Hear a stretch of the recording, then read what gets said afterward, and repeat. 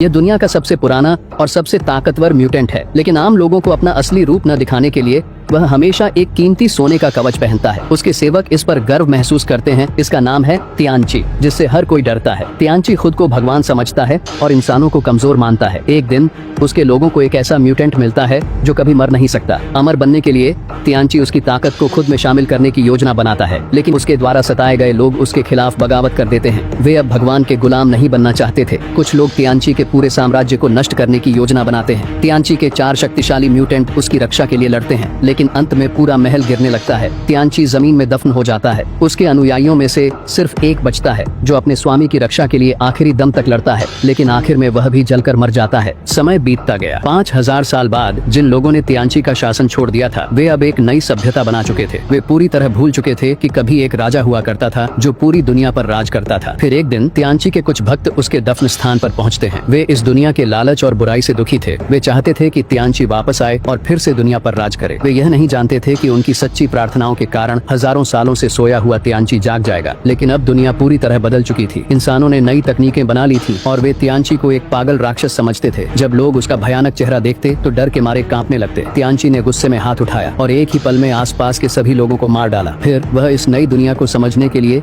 इंसानों के बनाए टीवी से सारी जानकारी लेने लगता है। यह देखकर वह चौंक जाता है कि अब इंसानों के पास बहुत ताकतवर हथियार हैं और वे खुद को भगवान मानने लगे हैं। उसे लगता है कि इंसानों ने सही रास्ता छोड़ दिया है। वह दुनिया पर फिर से राज करने का फैसला करता है। जल्द ही तियानची एक नई म्यूटेंट सेना तैयार करता है। वह एक सफेद पंखों वाले म्यूटेंट को बदलकर उसके पंखों को नुकीले धातु में बदल देता है। इसी बीच प्रोफेसर एक्स तियानची की शक्ति को महसूस कर लेते हैं और उसे ढूंढने की कोशिश करते हैं, लेकिन तियानची को इसका पता चल जाता है। फिर तियानची प्रोफेसर एक्स के दिमाग का इस्तेमाल करके दुनिया के सभी परमाणु हथियार लॉन्च कर देता है, लेकिन मिसाइलें अंत में अंतरिक्ष में जाकर नष्ट हो जाती हैं। इसके बाद तियानची अपने लोगों को भेजता है और प्रोफेसर एक्स को पकड़कर लाने का आदेश देता है। तियानची अब तक कई शक्तियां हासिल कर चुका था, लेकिन उसे सबसे ज्यादा प्रोफेसर एक्स की मानसिक शक्ति चाहिए थी, जिससे वह सबके दिमाग को कंट्रोल कर सके। इसीलिए वह एक नया पिरामिड बनाता है और प्रोफेसर की शक्ति को चुराने की कोशिश करता है। जब तियानची प्रोफेसर की शक्ति चुराने ही वाला था, तभी नाइट क्रॉलर उसे बचाकर एक विमान में ले जाता है। तियानची को जब यह पता चलता है कि वह प्रोफेसर की शक्ति नहीं ले पाया, तो वह बहुत गुस्सा हो जाता है। वह पूरी दुनिया को नष्ट करने की धमकी देता है, लेकिन इस बार